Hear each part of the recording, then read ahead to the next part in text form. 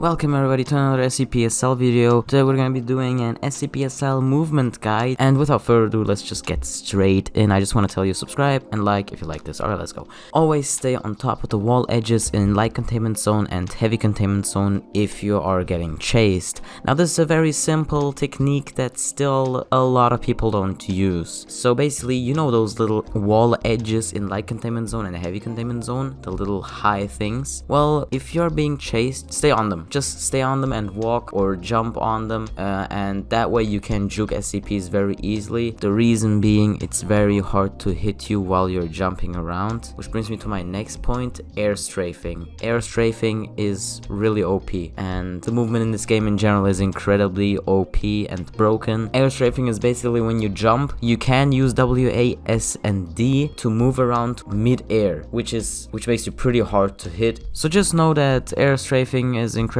good and do it all the time. It's the most OP thing in this game. That's why they're working on a movement rework, so this video might be irrelevant in a few months, but it's relevant for now, so do it. Air strafing OP.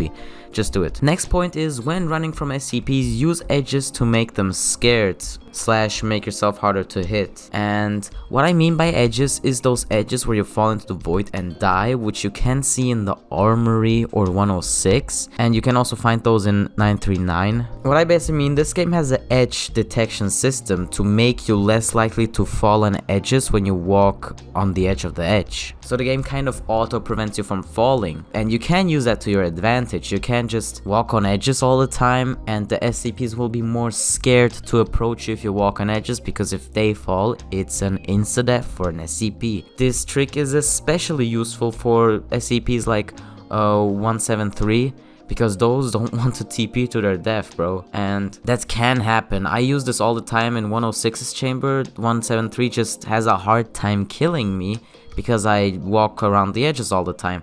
And even SCPs like Doctor is very scared of just going around edges. You don't like people going on edges as an SCP, and that makes yourself a harder target, so use it. Don't kill a D-boy, he's cuffed. Then I get that for the D-boy. Go, run, quicker, run as fast as you can.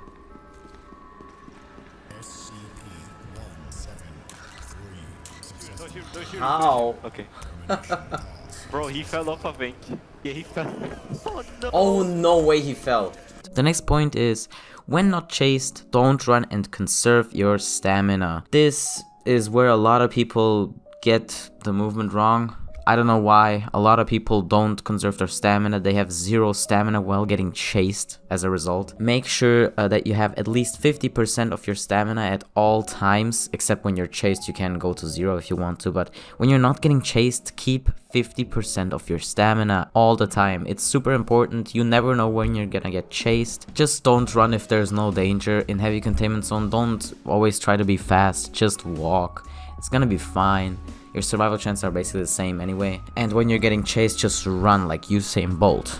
The next point is, when cornered by SCPs in rooms like 914, 096 or Armory, run through the SCPs. It saves your life a lot of times since they don't expect it, or even if they do, most SCPs can't one-shot you anymore, so it gives you an opportunity to escape. This trick is useful. It doesn't always work, but it does work against Peanut very well, Doctor or Larry, since those don't one-shot you anymore.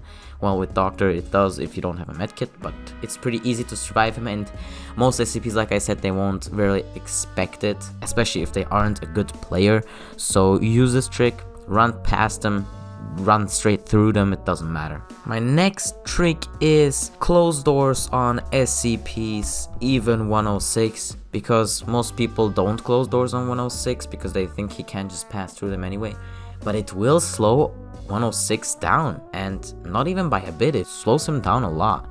So close doors on him too. It's just like any other SCP, man. If you don't close them, then you're just gonna make him faster. So of course be careful that you don't go in circles, otherwise you will catch up eventually. But other than that, I would just close doors on every SCP. Maybe except for 173, but that also has its timings where you have to close the doors. And also, if you can, close the doors right before they go through the door, because that will make the closing animation play and the opening animation play, which will take a bit of their time, so that's helpful as well. My next point is also with doors. which is open doors without stopping, air strafe while you open doors. I kind of do like a circle motion. Next point is to confuse SCPs at checkpoints. Now this is a little less, has to do a little less with movement, but it's still a very good tip, which is in light containment checkpoint or entrance checkpoint, you can open the checkpoint when you maybe get chased by like doctor, and just open the checkpoint and go through the other door back into the checkpoint, like where you just came from. Do like a U-turn. A U-turn is the best way I can describe it. Do a U-turn, and sometimes SCPs just get mad confused by that. So that's also a trick you can utilize. And my last tip is use elevator jukes. Basically how they play out most of the time is that you are in the elevator and SCP comes into the elevator, and in that second you go out of the elevator and close the elevator at the same time. So they are stuck in the elevator and you are outside the elevator and can escape easily. And that's basically it with the video, and I hope I'll see you in my next one. Subscribe, like, bye bye.